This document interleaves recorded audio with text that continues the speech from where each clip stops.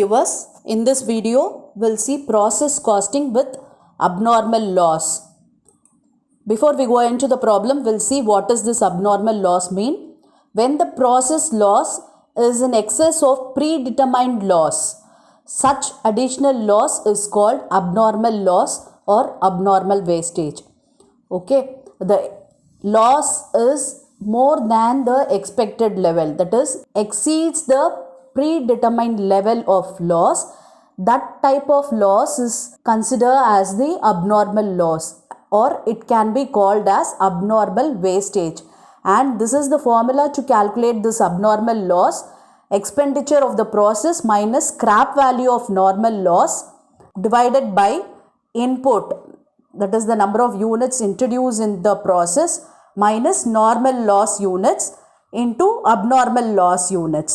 Okay, we'll see one problem now. In the manufacturer of a product B, 1000 kgs of material at rupees 8 per kg was supplied to the first process.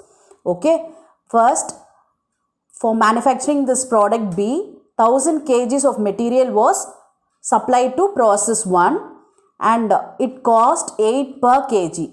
The cost of this material is 8 per kg.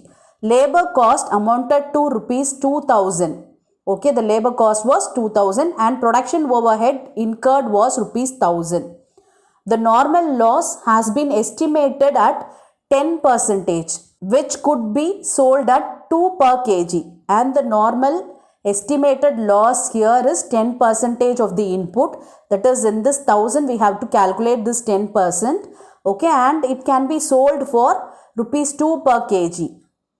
The actual production of the process was 880 kg. Show process 1 account, abnormal loss account and normal loss account. Okay, let's see how to do this problem.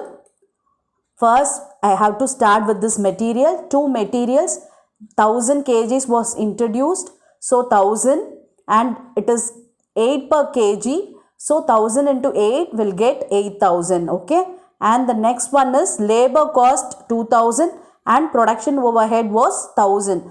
That also we have to write it in the debit side. Yes, I have written. And next we have to calculate this normal loss and it is estimated at 10%. So in this 1000 we have to find this 10%. So 1000 into 10% will get 100 and it is sold for 2 per kg. So normal loss is 100 into 2, 200 rupees. Okay, and the actual production of this process was 880.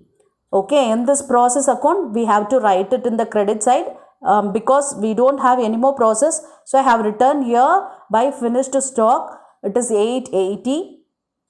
Okay, and for this the amount is to be calculated, and see, in debit side we have input of 1000 kg and in credit side if we add this we'll get only 980. Okay, so the remaining 20 units, that is 20 kg is the abnormal loss. Okay, yes, 20 is the abnormal loss and I have given you the formula to calculate this abnormal loss. See, expenditure of the process is nothing but this thing. Okay, that is this 11,000 and scrap value of normal loss is 200. Okay, and similarly input of the process is this thing 1000 and normal loss units is 100. Okay, and abnormal loss units we found that is 20.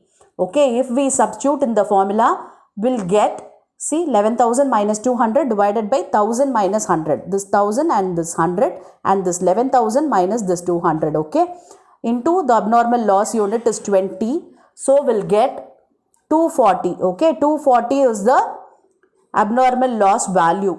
Okay, so we can write it here, and it cost 12 per unit. Okay, 12 per kg it cost.